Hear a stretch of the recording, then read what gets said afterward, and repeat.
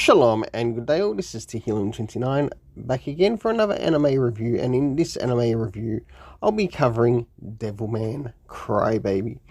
First of all, I'll cover the synopsis of each episode, and after the synopsis I'll give my thoughts of what I thought of the episode.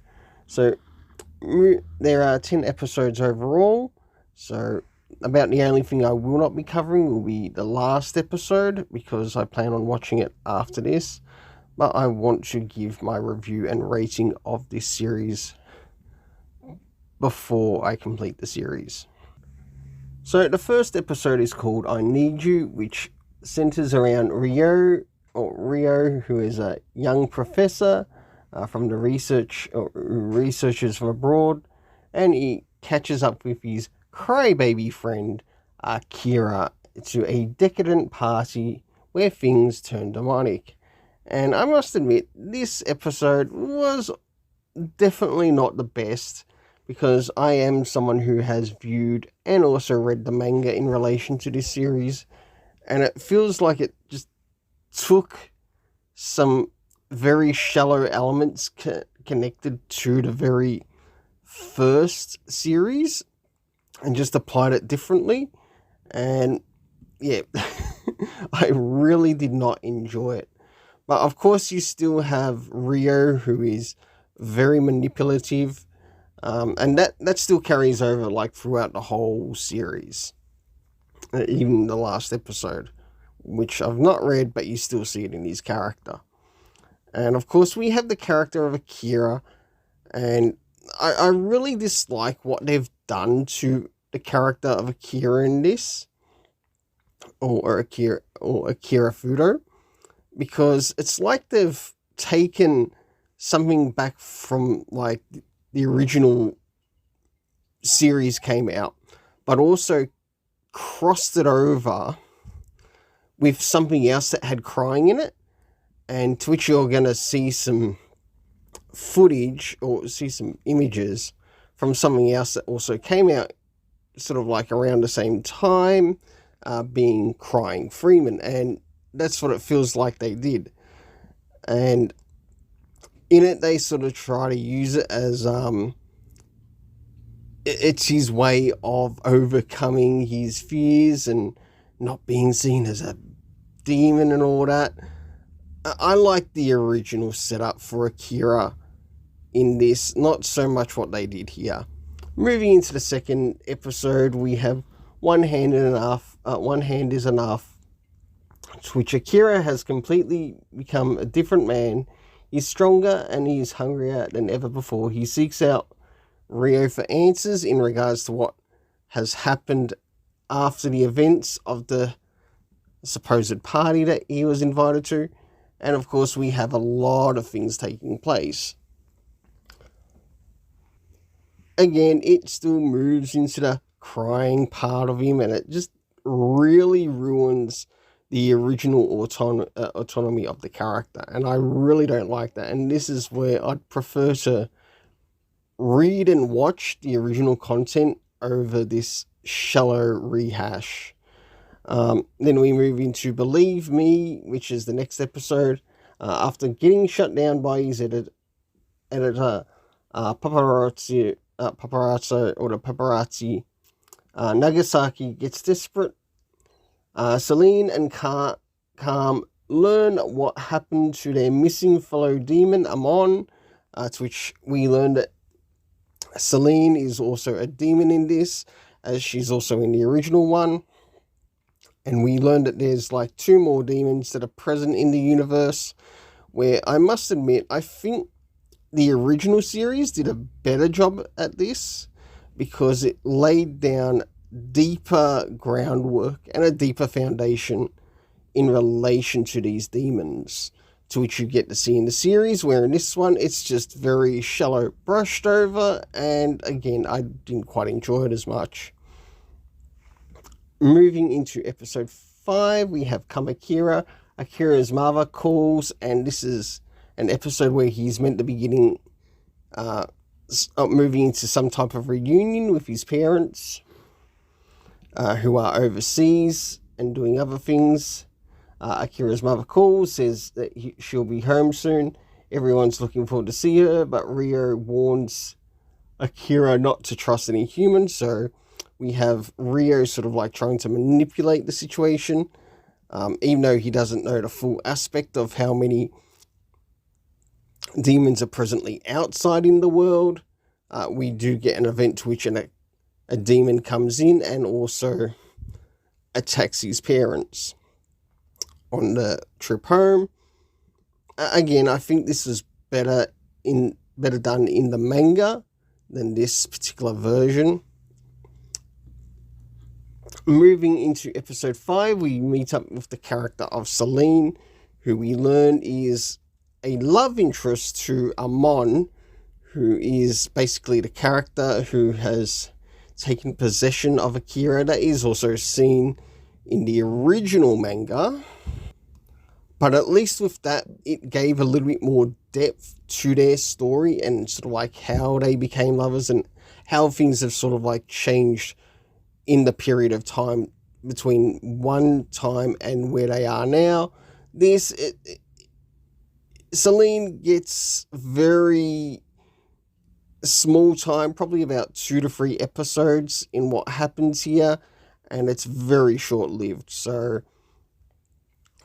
moving into episode 6, we have Neither Demon Nor Human, where it says, at widely broadcast track meet, Rio plans to expose the high school athlete known as Koda as a demon, thereby spreading fear and distrust through society. So we get to see more of Rio's manipulative plans to sort of like be the biggest bad of all in this story, and he still remains the biggest bad of all in this story.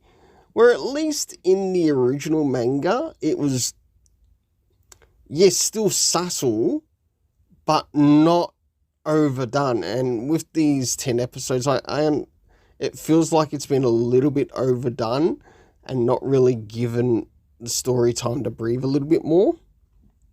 And I think it may have helped if they maybe increased the size of the episodes to get more story into it.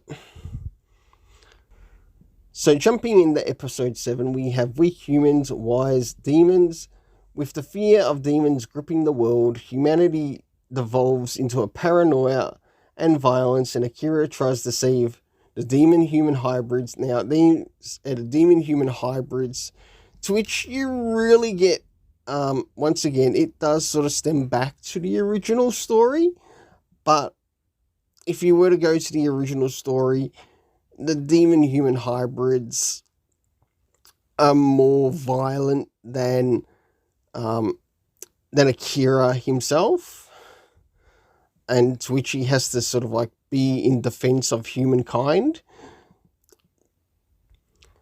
Moving into episode 8, where it moves into I Must Know Myself, and this sort of centers more around the character of Rio, who is meant to be Akira's best friend, or Akira Fudo's best friend, and it says it involves his actions and motives and a mystery around himself, to which he seeks the past for answers and goes back into the search.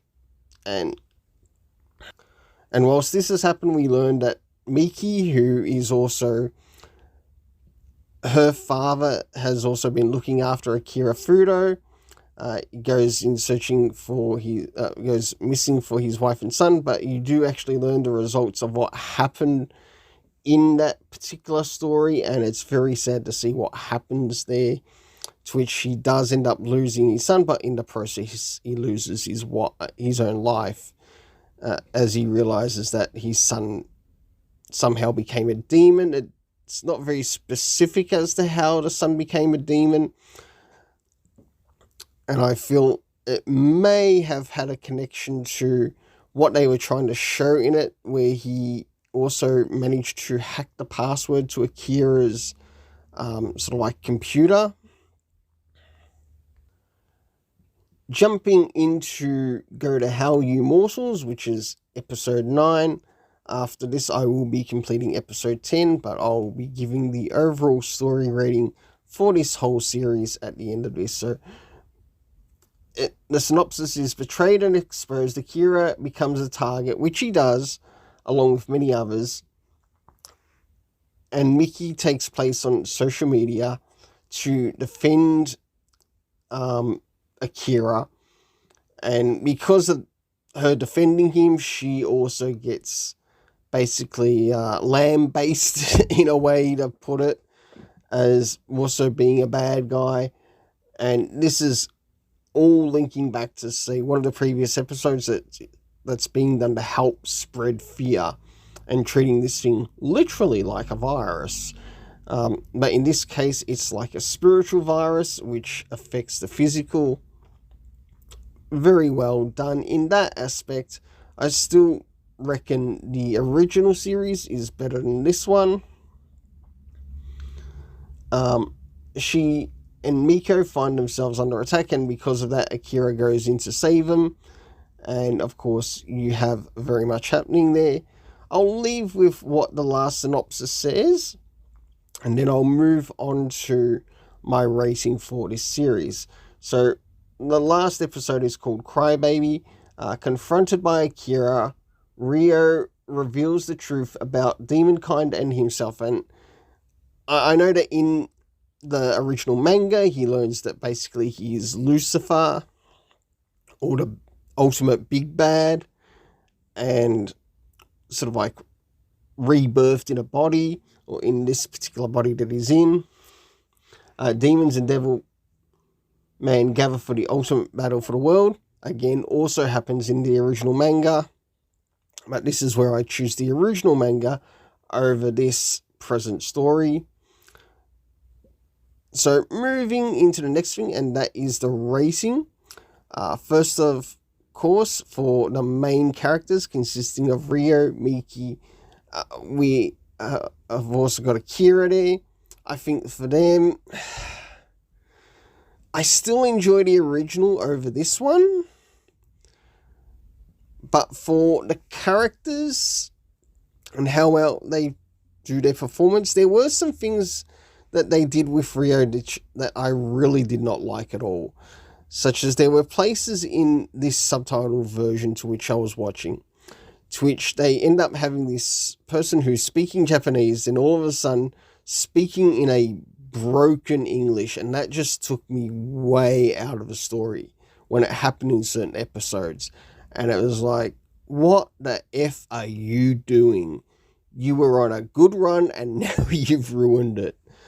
So, for the characters, I'm afraid to say I'm going to have to give it a 4.5 out of 10.